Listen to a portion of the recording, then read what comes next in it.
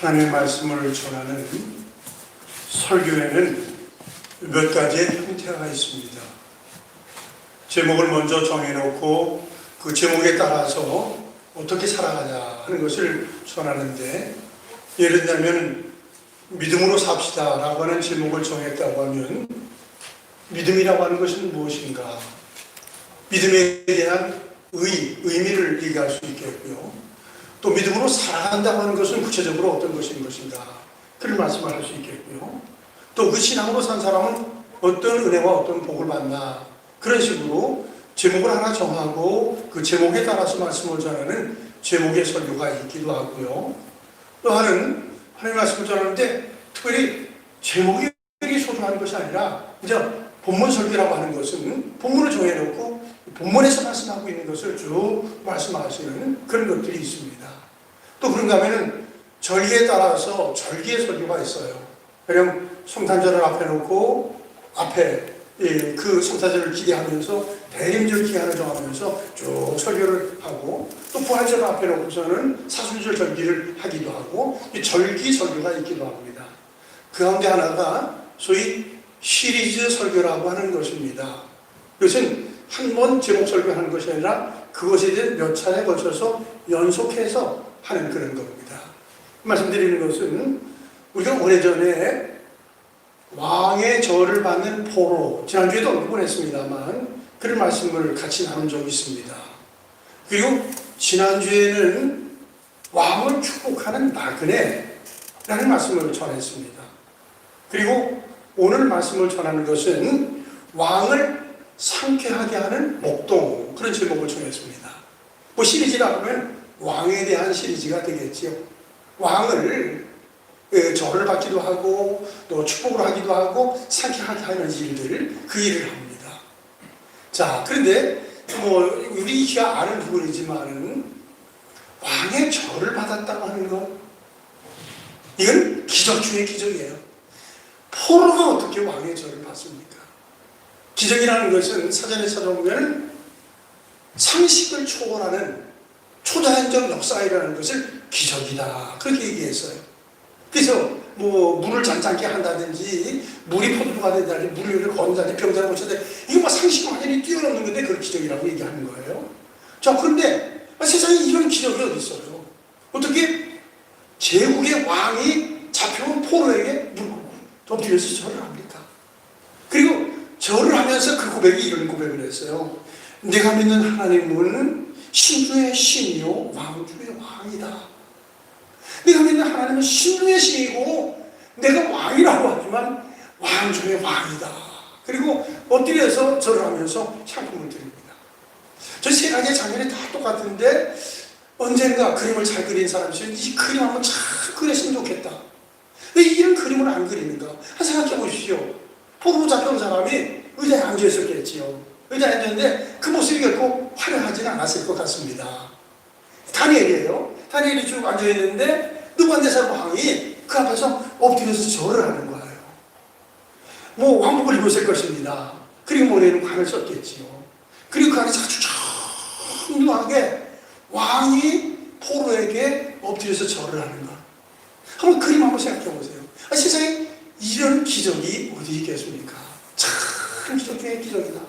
근데 그냥 하는 것이 아니라 그 마음속에 막 우러나는 거예요. 네가 믿는 하나님은 신주의 신이고 그 하나님은 왕의 왕이다. 죽은 식으로 엎드려서 절을 하는 장면. 야, 이게 초자연적인 역사다는 생각을 해요.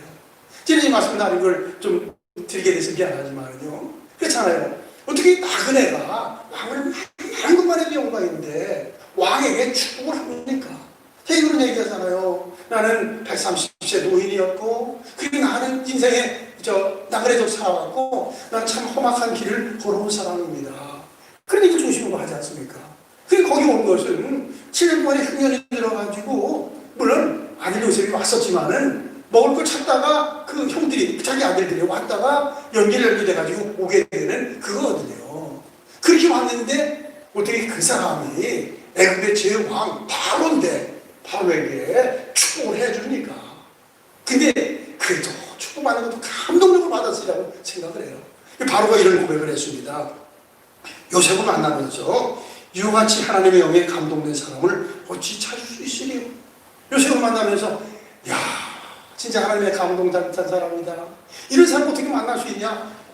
그분의 아버지가 오셨으니, 그 사람의 아버지가 오셨으니 나에게 한 수준에 있어서 나도 정치하는데 좀 지혜롭게 해주십시오. 그런 마음을 가지고 하지 않았답니까? 한 생각이에요. 이것도 한번 생각해 보세요. 연세가 많이 드신 초라한 노인이지요. 노인인데 지금 이게 제왕을 앉혀놨겠지요. 앉혀놓고 손을 올렸는지 모르겠어요. 축복의 기도를 해주면 그거 보십시오. 야, 이게 얼마나 감동적이겠습니까?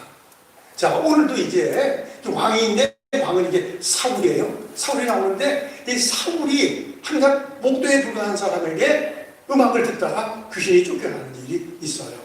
자, 그런데 여기 지금 느부갓네살이 나오고 그리고 바로가 나오고 여기 사울이 나오거든요. 근데 이 사람들은 나라가 다른 나라고요. 세대적으로 전혀 다른 세대에 살고 있습니다. 근데 어쩌면 그런지 몰라요. 이 사람들의 공통적 마음이 있습니다. 왕은 화끈한 노력을 가지고 있는 거예요. 그리고 그 당시에 바벨론이라든지 애굽이라든지 이런 나라들은 그 세력들이 엄청난 세력이었습니다. 우리 이스라엘 같은 게 크게 아니라도 그 당시에 왕은 지금 대통령하고 다른 거예요. 그 왕이 대통령입니다. 그 당시에는 모든 것들을 전부 다 좌지우지 할 수 있는 그런 사람인데, 근데 공통점이 있는데 그것은 권력의 공통점이 아니에요. 뭔가 하면은 어떻게 단어도 따서 번뇌하더라 하는 얘기예요. 쟤랑 똑같습니다. 똑같습니다. 느부갓네살도 꿈을 꾸고 나서 큰 이상한 형상을 보고 나서 번뇌를 하기 시작을 했고, 바로도 꿈을 꾸고 나서 번뇌하고, 그리고 사울도 번뇌. 어떻게 단어가 탁탁 연결되는지 모르겠어요. 다시 말해서 엄청난 권력을 가진 사람이 뭐가 부족해서 그렇게 번뇌를 합니까? 이 번뇌라는 것은 뭐 마음이 좀 쓸쓸하다, 허전하다, 마음이 좀 불안하다, 그런 차원이 아니에요. 그리고 꿈꾸고 나서 잠을 못 잤으니까요. 그렇게 큰 고민하고 이게 오래 가다가 정신지환이 되는 것이고요. 이게 미쳐버리는 거예요. 이게 그렇게 지경에 이릅니다. 참 불쌍한 사람들이지요. 이런 사람들이 이제 하나님의 사람들을 만나면서 주 역사에 난 놀라운 역사이라고 합니다. 우리 생각해도 참 성경은 신비롭다, 참 큰 능력이다 하는 생각을 해요. 자, 사울이 내 얘기죠, 뭐예요? 사울이라는 사람은 이스라엘의 초대 왕입니다.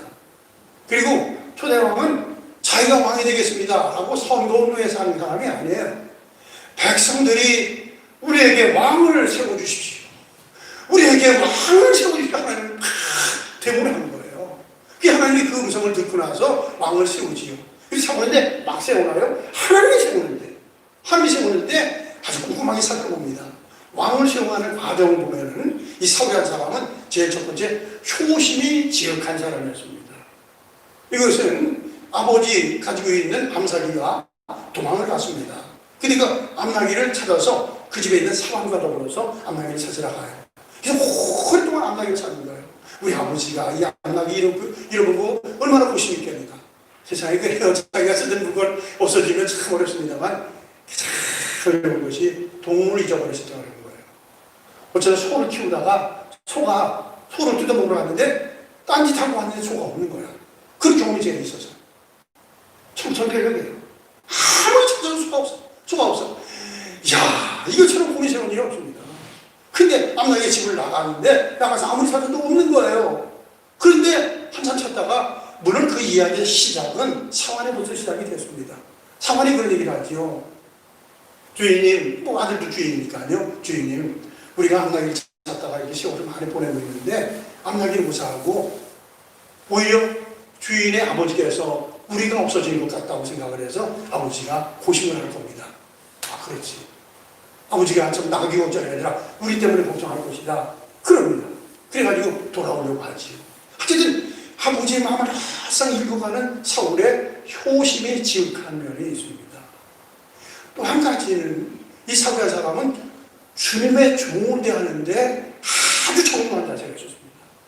돌아오려고 하다가 이 지역에 하나님의 종이 있는데 그 종을 만나면 그 종에서 찾을 수도 있을 겁니다 라는 제안을 듣게 되지요.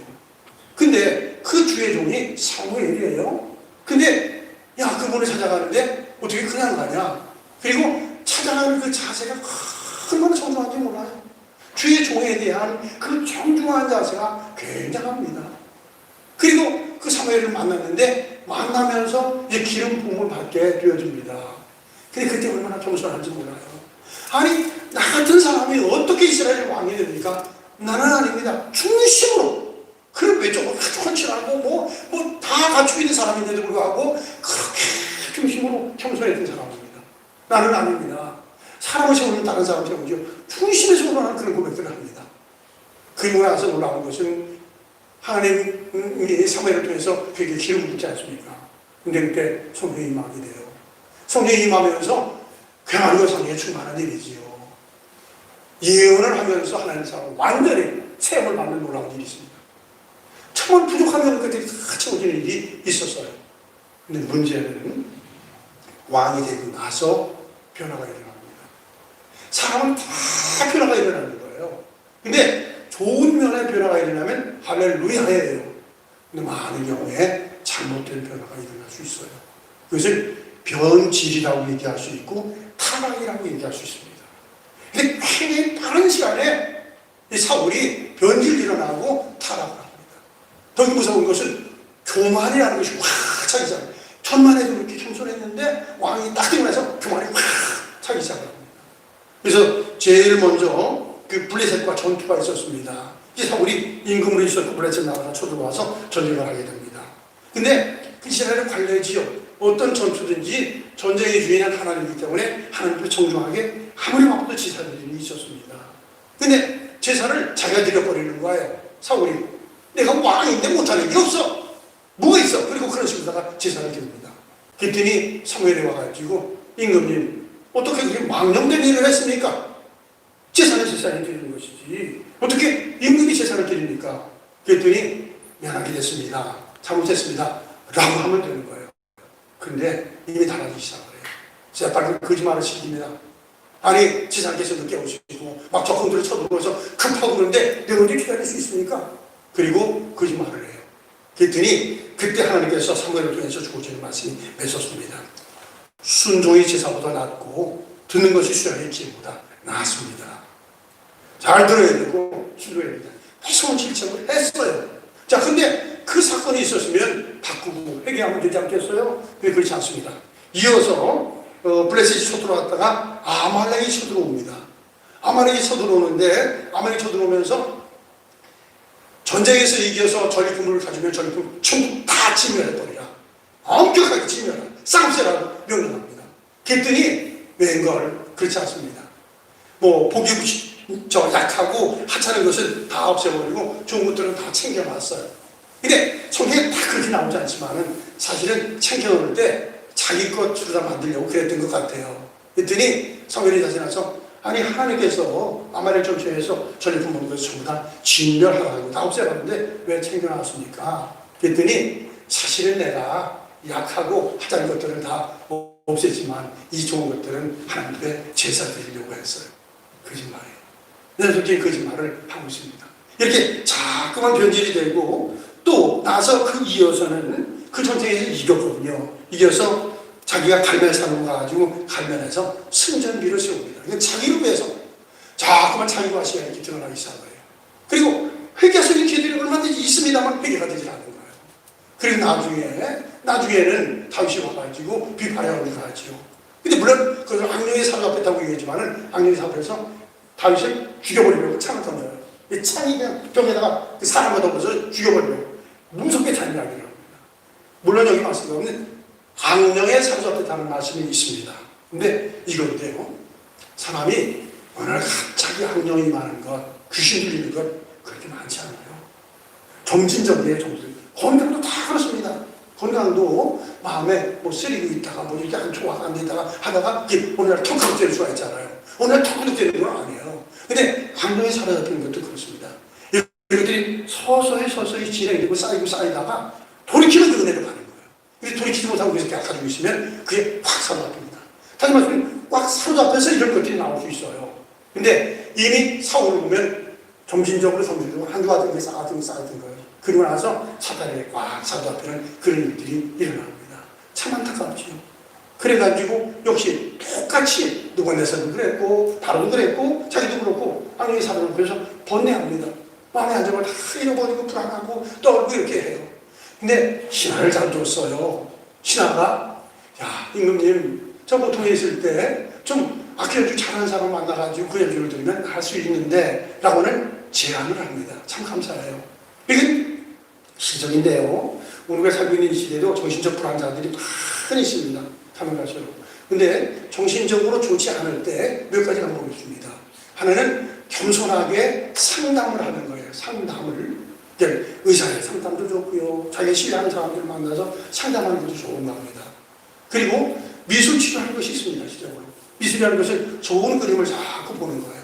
풍경화 같은 것, 잘 그려진 신선한 그림들을 쭉 보는 거 참 좋습니다. 그리고 또 한 가지는 음악에 대한 치유입니다. 좋은 음악을, 이상한 것이 아니라 좋은 음악을 계속해서 듣는 겁니다. 그리고 참 좋은 것이 찬양에 대한 치유가 참 좋습니다. 실제적으로 일어나는 것이 실제적으로 일어나는 거예요.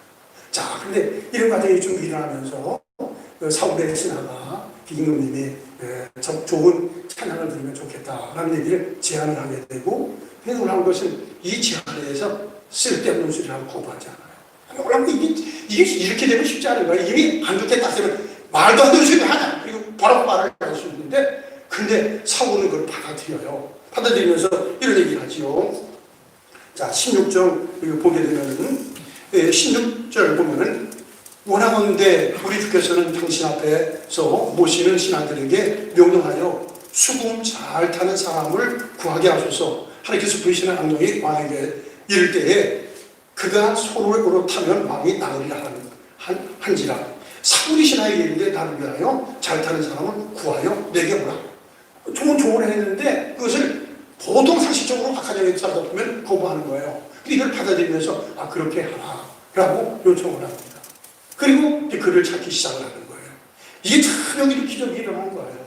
어떻게 이렇게 좋지 않은 속에서 이제 음악을 잘하는 사람을 불러다가 그 음악을 통해서 치유하려고 그렇게 하겠습니까?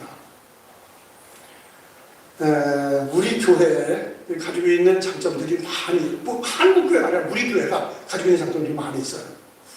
기도가 굉장히 뜨거운 교회예요. 근데 요즘은 코로나19인지 코로나 뭔지 그 때문에 기도가 참 약해진 것은 생각할수록 참 안타깝습니다.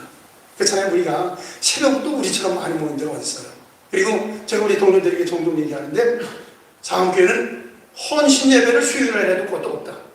이 얘기는 무슨 얘기냐면, 헌신 예배 강사들이 오는데 사람 없으면 어떻게 해요? 근데 수요일에 사람들이 늘 많이 모여져가지고, 이제 동료들에게 그런 얘기 했어요. 수요일에 한마디 우리 헌신 예배 드려도 전부 시간이 되지 않는다. 그런 얘기를 하곤 했습니다. 근데 웬일이에요? 일부가 참 무섭긴 무서워요. 이게 생각할 수 없는 그런 경기였어요. 기도가 상당히 약해지고 있습니다. 아주 심각해요.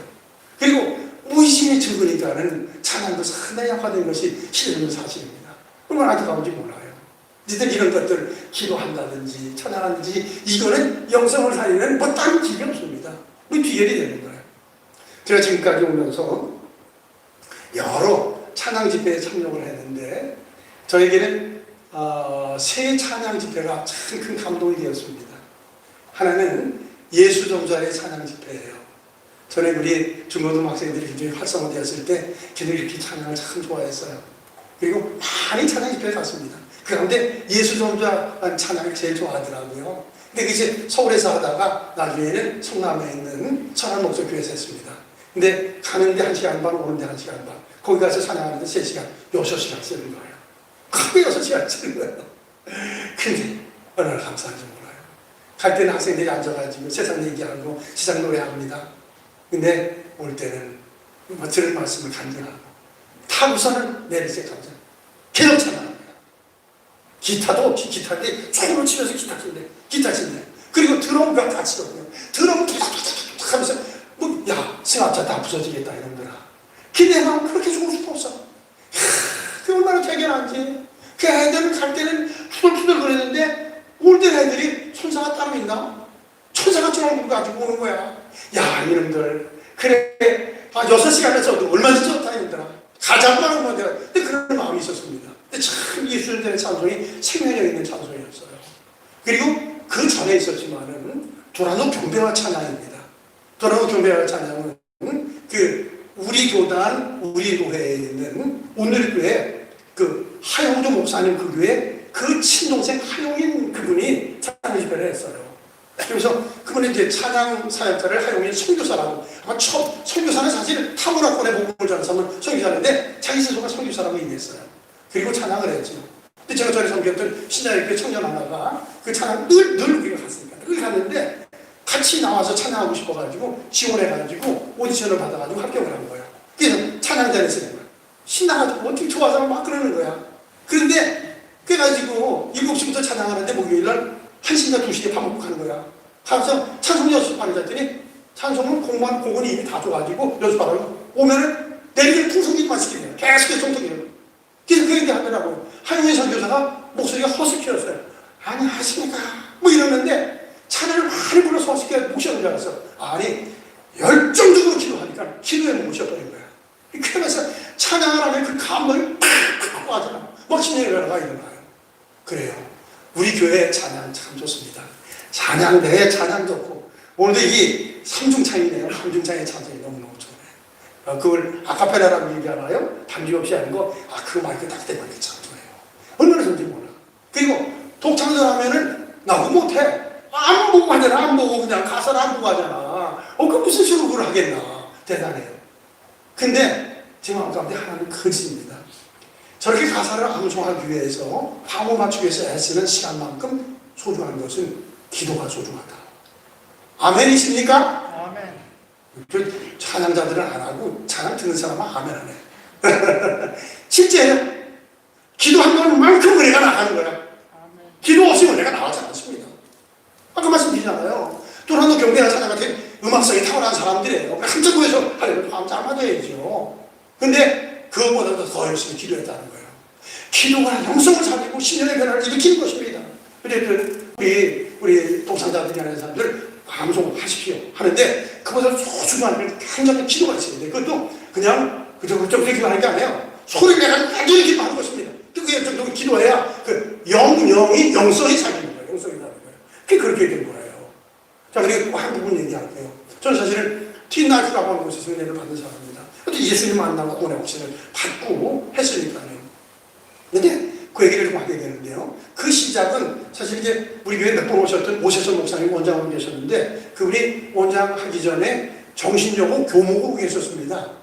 교목으로 계시면서 그때 음악 교사였었는데 그 음악 교수가 최훈찬이라고 하는 선생님이었었어요.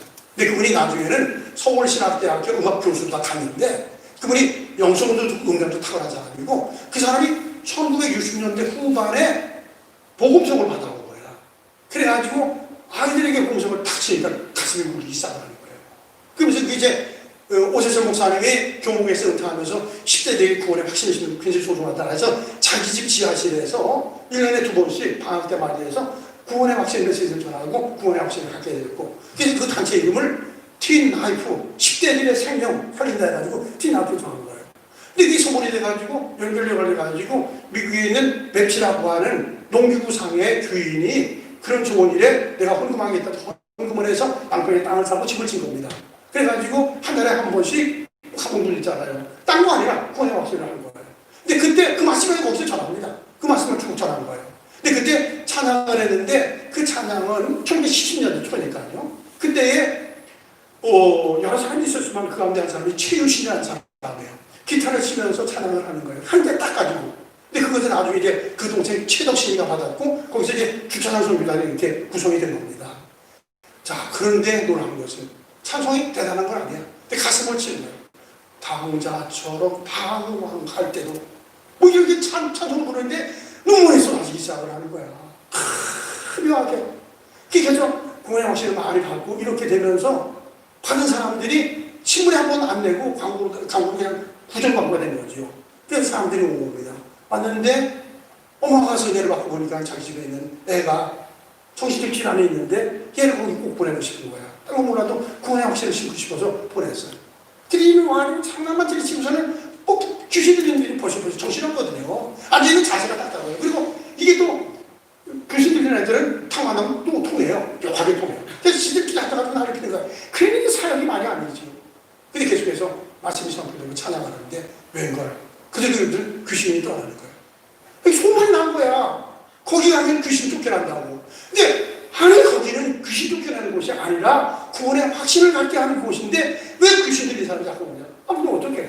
와서 찬양하는데 찬양하면서 변화하는데 이게 뭐 찬양을 좀 크게 사는 거 아니야? 그냥 속에 일어나는 찬양을 하니까 신앙의 변화가 일어나는 것입니다. 오늘도 똑같습니다. 우리가 중심으로 주의 나라에서 찬양하면 우리 심령이 놀랍게 전화가 됩니다. 오늘 보십시오. 사울의 마음이 어떻게 됐다고 그랬죠? 상쾌하게 되었다. 상쾌하게 되었다. 이 바로는 사울의 마음이 번뇌하는 마음이 있어서 불쾌한 마음이 있었다는 얘기지요. 근데 다윗이 치는 이 죽음이라는 것은 일종의 기타라고 얘기할 수도 있고, 바이올 같은 그런 거예요. 근데 그것을 연주를 들으면서 사울을 괴롭혔던 악신이 떠나가면서 번뇌함을 마치고 상쾌하게 됐다는 거예요. 아, 참 감사합니다. 그래요.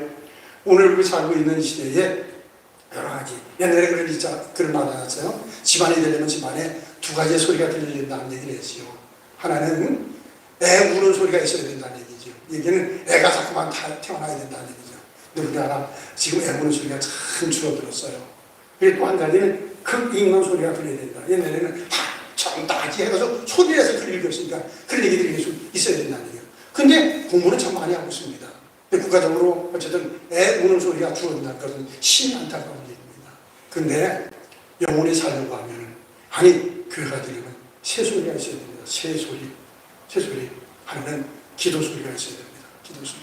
기도가 큰절한 기도 소리가 있으면 영혼이 막 살아나는 역사가 있어요. 그리고 뭐 성경을 읽는 소리라고 얘기할까요? 요즘 우리가 성경을 쓰고 있으니까요. 성경을 읽거나 쓰는 것은 영혼이 사는 길입니다. 그리고 쓸 때마다 물론 종이에다 쓰지요. 그러나 그 성경을 신비에다 쓴다. 마음에 쓴다는 신경을 가지고 성경을 써나가는 것입니다. 그리고 중요한 것은 찬양이에요. 찬양에 노란 힘이 있습니다. 찬양을 자꾸 드는 것도 굉장히 소소하죠. 그러나 드는 것만큼 찬양은 계속해서 하는 거예요. 찬양은 계속해서 하는 거예요. 그러면 거기에 신령의 변화가 일어납니다.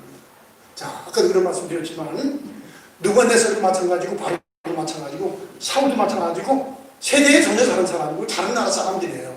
근데 공통점은 다 번뇌했다고 하잖아요. 그게 또 하나의 공통점이 있네요.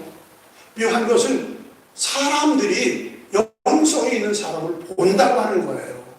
그래서 제일 먼저 느부갓네살이 봤던 것은 물론 자신이 본 것이고 그 얘기를 전해드린 것입니다. 내가 믿는 하나님은 신중의 신이라는 얘기를 하는데 근데 이 모든 것들도 이미 그런 사람이 있습니다라는 얘기를 들어서 해준 것이고요. 그리고 또 바로 같은 경우에도 그렇잖아요. 하나님의 신에 감동돼가지고 그 모든 것들을 해결되는데 그다 이 수 맡은 관원이 그런 용한 애가 있다고 해서 얘기 들은 거예요. 얘기는 이제 저기 모세가 억울하게 감옥에 들어갔지 않았습니까? 감옥에 들어갔다가 바로의 신하인데 술 맡은 관원하고 똥 맡은 관원이 들어왔는데 거기서 술 맡은 관원이 꿈을 꿨는데 그 꿈의 행복에 의해서 나오게 되었고 그래서 나중에 이제 자기가 모시는 선생님 임금님 바로가 들어가니까 거기에 있던 그 사람이 있었는데 그걸 알고서 모시고 온 거예요. 그래서 해결된 거거든요. 근데 오늘도 어쩌면 그렇게 똑같은지 몰라요. 오늘도 이 얘기예요. 자, 18절의 말씀을 같이 한번 읽어요. 시작.